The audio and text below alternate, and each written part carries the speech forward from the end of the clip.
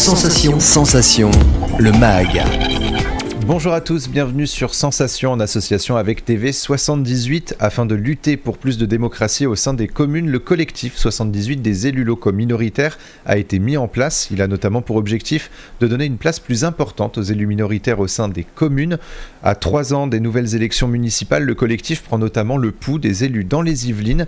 Pour en parler avec nous, je suis aujourd'hui avec Yvon Rosconval, élu municipal d'opposition à Treilles-sur-Seine et fondateur du collectif 78 des élus locaux minoritaires. Bonjour. Bonjour. Alors votre collectif a vu le jour en juin 2023. Il compte désormais près de 120 élus issus de 54 communes du département des Yvelines. Votre principal objectif est de remettre la démocratie au cœur des communes. Vous estimez notamment que la majorité empêche cette démocratie. Alors, quels sont les constats qui vous ont poussé à créer ce collectif ? Les constats, ils sont simples en fait. Aujourd'hui, c'est pas la majorité qui empêche le fonctionnement du conseil municipal, c'est pas les maires qui empêchent le fonctionnement du conseil municipal, c'est un système qui a été défini notamment autour d'un code électoral qui prévoit que 50% des sièges sont d'emblée attribués à l'équipe qui arrive en tête. Donc ça casse complètement la représentativité issue des urnes, ça génère une majorité qui est pléthorique et de fait l'opposition a du mal à exister dans ce système-là. En parallèle, on a un système aussi qui ne permet pas à l'opposition d'avoir des moyens pour fonctionner et réaliser en fait la mission qui est la sienne de contrôler l'activité de la majorité et de jouer aussi le rôle de contre-pouvoir, donc peu de moyens pour travailler et puis peu de moyens aussi en termes de communication puisque les moyens qui sont mis à disposition par la plupart des municipalités sont très faibles. En gros, ils se résument à un huitième de page sur le 32 pages du magazine municipal. Ça fait quand même très peu pour l'expression de la minorité. Quand on parle d'élus minoritaires, est-ce que votre collectif regroupe justement tous les partis politiques ? Alors, ça a été l'objectif et c'est aussi l'atout, je dirais, de ce collectif, c'est d'être effectivement transpartisan. On a des élus de sensibilités politiques très différentes. Et ce qui est intéressant, c'est qu'effectivement tout le monde converge pour travailler de manière à faire progresser la démocratie locale. On fait tous le même constat, quel que soit notre bord politique, et on a tous envie effectivement que les choses s'améliorent. L'intérêt est donc véritablement de montrer que tous les élus minoritaires ont leur place au conseil municipal. Quelles sont les conséquences de ce... là, il y a le manque d'écoute également parfois de la part de la majorité envers l'opposition, mais il y a également ce système. Quelles sont les conséquences justement dans les communes yvelinoises ? Les conséquences, elles se vivent aussi pour nos concitoyens. C'est-à-dire qu'il y a un vrai déficit aujourd'hui d'information, il y a un vrai manque de transparence dans les choix qui sont faits par l'équipe municipale. Le plus souvent, les élus d'opposition sont pas informés des projets structurants sur lesquels travaille la majorité, voire on découvre dans notre ville des panneaux annonçant des travaux qui vont être réalisés prochainement sur des projets structurants sans que ces sujets n'aient été débattus au niveau du conseil municipal. Donc absence de communication pour les élus d'opposition, mais également absence d'information pour nos concitoyens. Et le plus souvent, quand la démocratie représentative ne fonctionne pas, on se rend compte que la démocratie participative ne fonctionne pas non plus. Donc les citoyens sont un peu hors jeu du jeu démocratique aujourd'hui dans nos communes. Alors la démocratie, pardonnez-moi du terme, devient depuis plusieurs mois un concept abstrait pour de nombreux citoyens, notamment face aux agissements du gouvernement à l'Assemblée nationale sur certains sujets politiques. On se rappelle donc des 49.3 qui ont été mis à l'appel et des motions de censure qui n'ont pas été votées à l'unanimité par les oppositions. Comment, au niveau local, prôner la démocratie quand ce sentiment d'inutilité s'accroît chez les élus minoritaires ?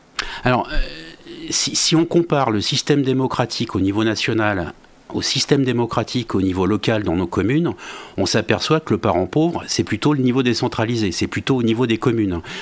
Aujourd'hui, être élu de la minorité ou de l'opposition au niveau de l'Assemblée nationale, c'est avoir des moyens pour fonctionner, c'est avoir des moyens pour remplir son rôle. C'est pouvoir mettre à l'ordre du jour des sujets qu'on veut porter, des propositions de loi, dans le cadre, par exemple, des niches parlementaires. Donc il y a des pouvoirs qui sont donnés aujourd'hui aux élus d'opposition au niveau national, alors Alors que au niveau local, on n'a pas du tout ces moyens-là. Je le disais tout à l'heure, on n'a pas les moyens pour communiquer, on a des difficultés à accéder à l'information. Il n'y a pas non plus de mission d'information comme il peut y avoir au niveau parlementaire. Enfin, on est je dirais, les parents pauvres de la démocratie, et c'est dommage parce que le niveau décentralisé, c'est aussi le sas, je dirais, de préparation à des responsabilités nationales futures pour la part de certains élus qui s'engagent d'abord sur un mandat local avant d'accéder à un mandat national. Donc la pratique de la démocratie, elle devrait être beaucoup plus soutenue au niveau local pour justement apprendre à avoir les bons réflexes en termes de fonctionnement démocratique. Votre objectif, c'est justement ça, de pouvoir alerter sur ce système qui finalement ne va pas, ne donne pas assez de moyens à l'opposition ? Tout à fait. C'est vraiment le constat que les uns et les autres font. Tous les élus minoritaires avec qui je discute, effectivement, n'avaient pas cette vision-là avant d'être élus. Je parlais tout à l'heure de la prime majoritaire, c'est une aberration.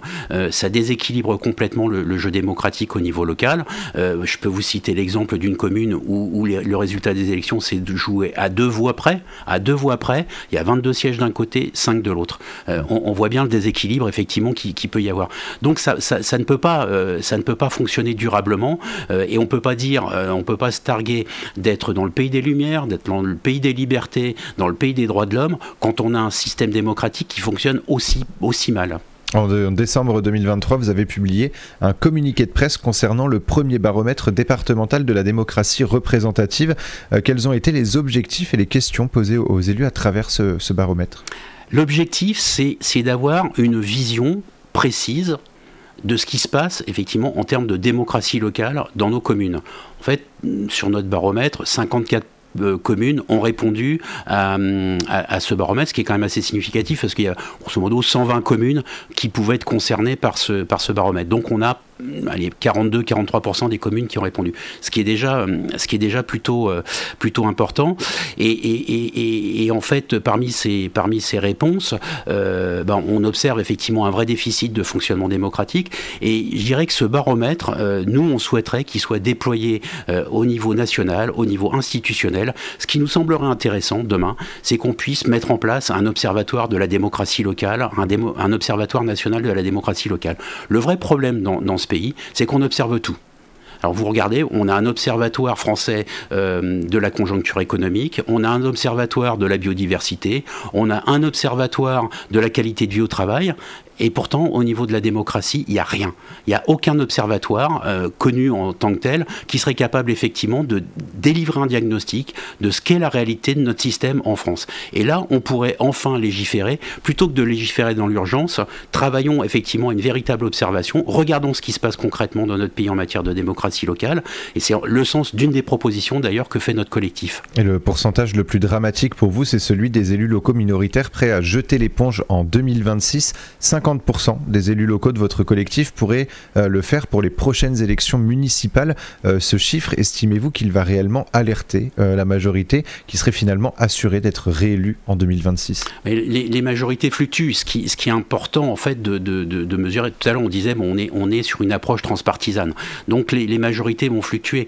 Les maires et les majorités actuelles n'ont pas à se réjouir de cette situation puisque, y compris en leur sein, il y a aujourd'hui des élus qui n'ont pas envie de renouveler l'aventure, qui n'ont pas envie de se représenter en 2026, déçus qu'ils sont par rapport à la manière dont sont conduites les affaires dans leur commune. Parce qu'être élu de la majorité, surtout quand on n'a pas de délégation, c'est pas non plus très enrichissant en tant que tel. On est plutôt souvent là pour lever le bras quand le maire fait signe et pour le baisser quand le maire vous invite à le baisser. À la limite, être élu d'opposition, ça vous donne plus de possibilités d'intervenir dans un conseil municipal. Maintenant, la question qui est posée, c'est la question du sens de l'engagement. Pourquoi je m'engage si finalement les propositions que je mets sur la table ne sont pas entendues? Pourquoi je m'engage si finalement l'opposition n'est pas respectée dans son rôle et dans ses prérogatives? On a une vraie crise du sens et puis une véritable interrogation sur l'efficacité effectivement de l'engagement. Le pourquoi je m'engage et l'efficacité. Très rapidement, pour les prochains mois, ce sera quoi les objectifs ? Alors les objectifs, c'est de continuer à... On a rencontré déjà 6 parlementaires au niveau des Yvelines, on a rencontré des sénateurs, enfin on a rencontré des députés, on a rencontré des sénateurs, et l'objectif c'est de continuer à les rencontrer. Nous, ce qu'on voudrait, c'est effectivement que le débat au niveau de l'Assemblée nationale, il va y avoir des débats qui vont porter sur la démocratie locale. Ce qu'on met en avant, c'est de dire... créons rapidement une mission d'information parlementaire, faisons l'état des lieux de notre démocratie locale et arrêtons de légiférer dans l'urgence. Prenons le temps de véritables réformes de fond. Et on pourra y revenir dans une prochaine émission. Merci beaucoup Yvon Rosconval d'avoir été avec nous sur Sensation. Et pour revoir ou réécouter cette émission, rendez-vous sur notre site et notre application Radio Sensation.